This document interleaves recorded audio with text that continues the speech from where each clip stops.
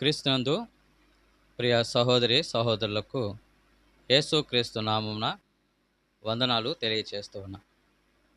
మరి సమయాన ఆరాధన యొక్క విశేషమైన తలంపులను కొలసీలకు రాసిన పత్రిక 3వ అధ్యాయం 1వ వచనంలో మాటలను చదువుకుందాం. మీరు క్రీస్తుతో కూడా లేపబడిన వారైతే పైనున్న వాటినే వెదకుడి. అక్కడ క్రీస్తు దేవుని కుడిపార్శ్వమున కూర్చుండి ఉన్నాడు.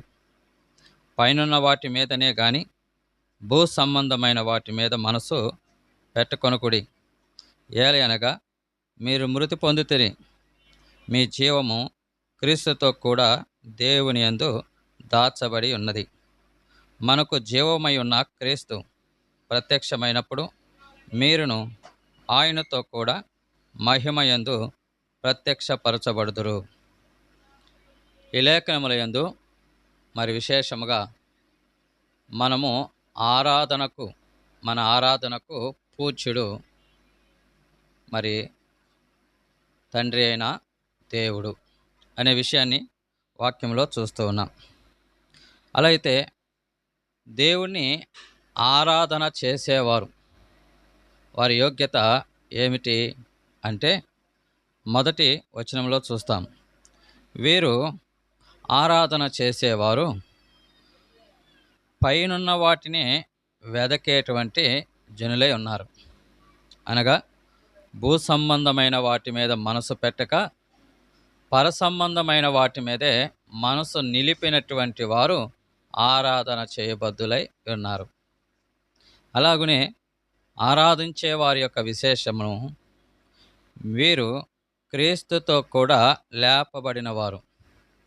అనగా మరి మీరు మృతి పొందితిరి, మీ జీవము క్రీస్తుతో కూడా దేవుని యందు దాచబడి ఉన్నదని వాక్యమందు చూస్తూ ఉన్నాం.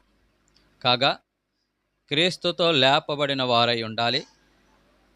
అలాగునే పైనున్న వాటి మీద మనసు నిలిపిన వారై ఉండి ఆరాధన చేయగలరు. మరి ఇలాగున నిలిచి ఉండుటలో మనము యోగ్యులమా అంటే ఎంత మాత్రము యోగ్యులము కాదు.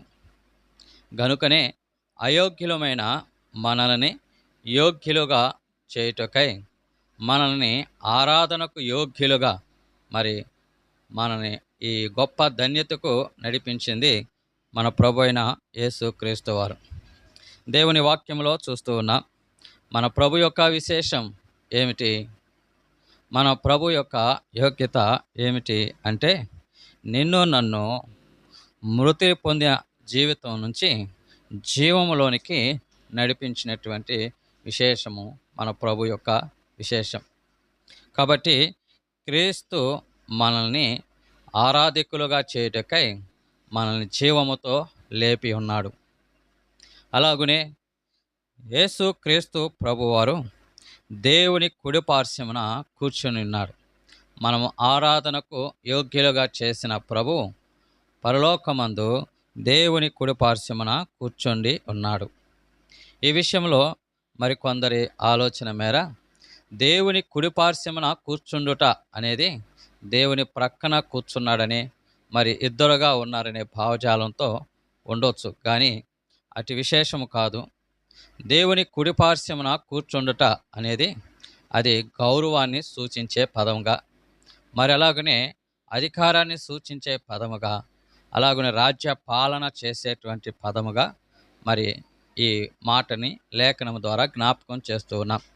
కాబట్టి దేవుని కుడిపార్శ్వమున కూర్చుండి ఉండుట అనేది ఆయన అధికారాన్ని చూస్తూ ఉన్నాం. పరలోకమందు మన ప్రభు యొక్క విశేషమంటే ఆయన అధికారి అయిన దేవుడు, అన్నిటిపై అధికారము కలిగినటువంటి దేవుడు, అన్నిటినీ రాజ్య పరిపాలన చేయు దేవుడు.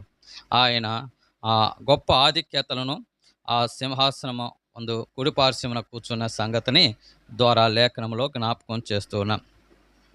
అలా అయితే ఇలాగున పరలోకమందు దేవుని కుడిపార్శ్వమున కూర్చున్న దేవుని యొక్క విశేషతను మనకు బయలుపరుచున్నది, మనల్ని ఆరాధనకు సిద్ధపాటు చేసి నడిపించేది ఎవరు అంటే పరిశుద్ధాత్మ దేవుడు. ఆయన కుమారుని యొక్క విశేషతను దేవుని యొక్క విషయాలను ఆయన మనకు ప్రేరేపిస్తూ బయలుపరిచి దేవుని ఆరాధించుటలో నడిపిస్తూ ఉన్నాడు. కాగా ఆయన ఆరాధించేవారు ఆత్మతోనూ సత్యముతోనూ ఆరాధించబద్దులమై ఉన్నాము. దేవుడింట కృప మనకు అనుగ్రహించిన రీతిని బట్టి దేవుణ్ణి స్తుతిస్తూ ఉన్నాం. ఆమేన్.